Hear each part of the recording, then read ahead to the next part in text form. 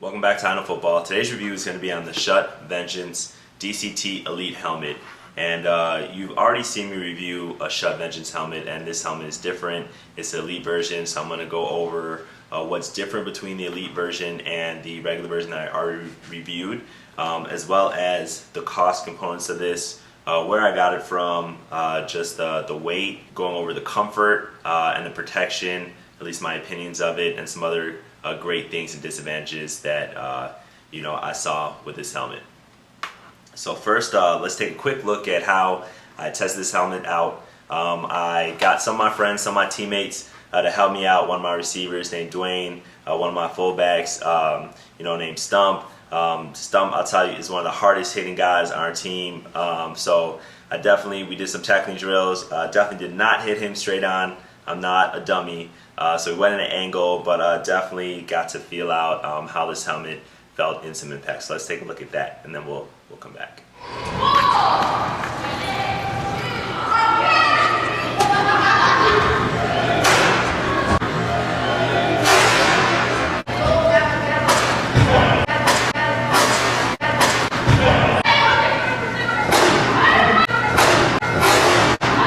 So as you can tell from some of those hits, definitely got a chance to test out the helmet. Also not shown is we threw the ball around a little bit, so I tested the visibility of the face mask, so I'll be going over that as well. So looking at the helmet, let me just go over some of the differences. So I don't have my other Schutt Vengeance helmet with me. I actually sold it, and I went last season. I used, I was floated between a 360 and a speed, and a lot of you guys asked me how come I didn't use that Schutt Vengeance. I said it was the most protective helmet that I've ever had, and I didn't use it. One of the main reasons was weight. With the face mask that I had, it was just really heavy for me to turn my head around. So I'm going to go over into more detail about that. So with the Elite, the main differences are going to be the face mask is a different material. It's made of titanium, which is super lightweight compared to carbon steel, super lightweight. The other difference between this and the regular version are going to be the Elite hard cup chin strap, which combines like a hard cup on the outside, and then it has this like sweat wicking material. If you could take a look at it on the inside, this foam that protects you versus just the soft cup chin strap. Another difference is going to be the 3/4 turn release, which this helmet doesn't have, and I'll go into that as well. But those are your main differences, and then of course the price is going to be a little different. You're probably going to ask me, is it worth it to get the Elite version over the regular version? That's something that only you can decide for yourself. But with the Elite version, what it does is it drastically reduces the weight of the helmet. And it's not only that the face mask is lighter, a lot of things go into weight of the helmet. So you've got the weight of the shell, you've got the weight of the face mask, and then you've got the center of gravity of the helmet. So with this particular face mask, the face mask is actually a little closer into your face, which makes the helmet feel lighter, even though it might be the same weight. So a lot of you guys might have a hard time understanding this, but think about if you were taking a 10-pound weight in your hand, and you're holding it out from your body like this, which is basically what the face mask is. It's out from your face. So you're holding it out, and then try to turn around in a circle. And see how hard that is? Then take that same 10-pound weight and hold it right here, and then turn around in a circle. Which one's going to be easier for you? You're going to see that the one close to you, because your center of gravity is closer, is going to feel a lot lighter even though it's the same weight. So that's the same idea with the face mask. Getting that center of gravity as close to your head as possible is going to make your helmet feel as light as possible. So that's the one difference. The hard cup chin strap is going to be more comfortable, and it's going to protect you more than just the soft cup. The 3/4 turn release is going to allow you to get your face mask off quicker, for safety reasons, than the standard screws. So I used to have 1/4 turn release on some of my other helmets, my Schutt helmets, but I actually prefer the screws just because I personally feel they're more durable and they won't accidentally spin out.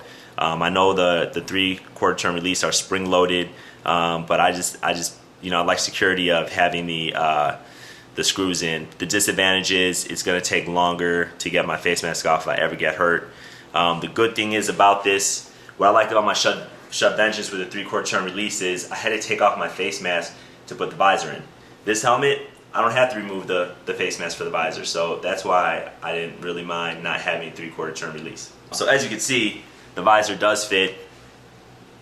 It fits nicely.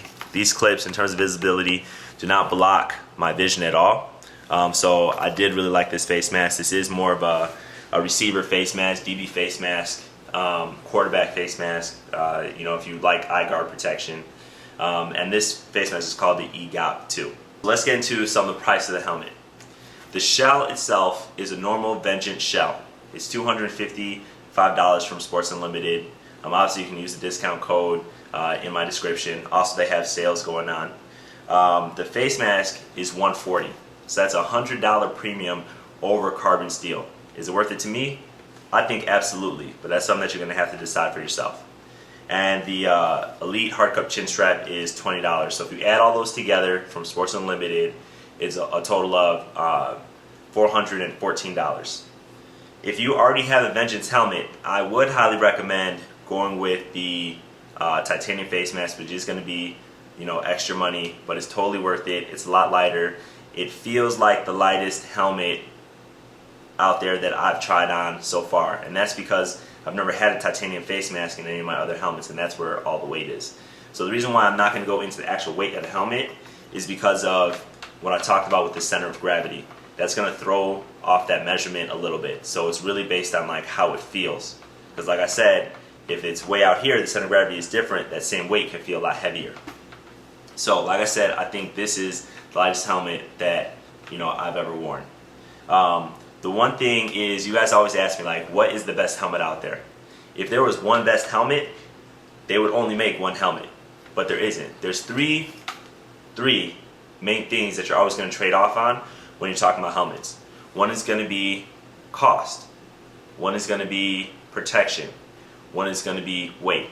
So obviously, everyone wants the most protective helmet out there. Everyone wants the lightest helmet out there, and everyone wants the cheapest helmet out there. You can't get that. You know, that's just the way the world works. You'll never have that. So if you want the lightest helmet and the most protective helmet, that means the price is probably going to be high. If you want the cheapest helmet and the lightest helmet, that means you're probably not going to have that much protection. If you want the cheapest helmet and the most protective helmet, then that means that money's going to be heavy as heck. That's just the way it works. So with this helmet, you know, it is a higher price, but it is the most protective and it is the lightest. So looking at the TPU, and I'm going to repeat some of the stuff from the Vengeance review that I did because, again, the shell is the same. But it is the most comfortable helmet that I've ever felt. There's only 2 inflation points. See one right there and one right there.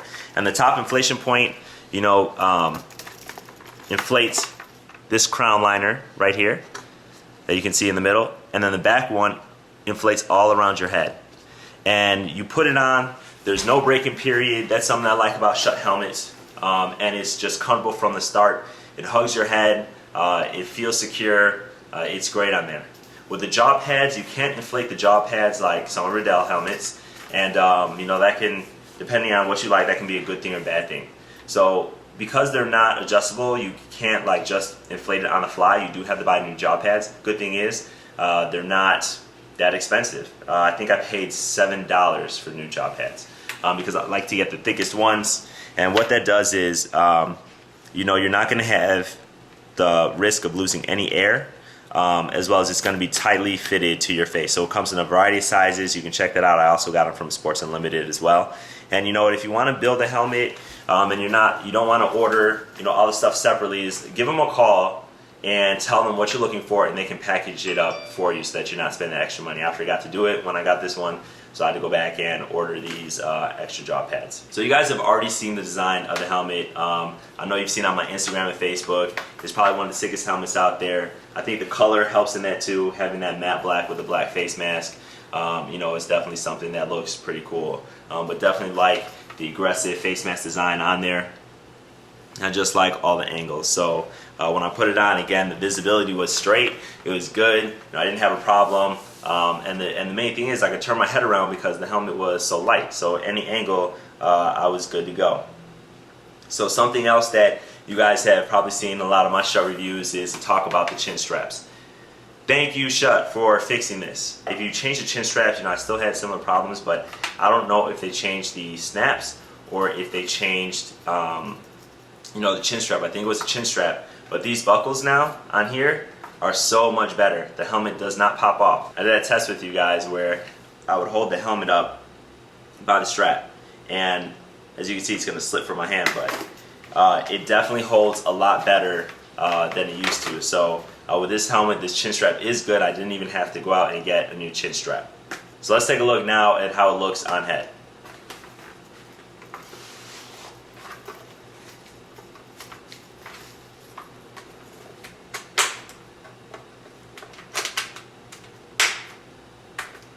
There it is right there. So you can take a look, you know, it feels secure.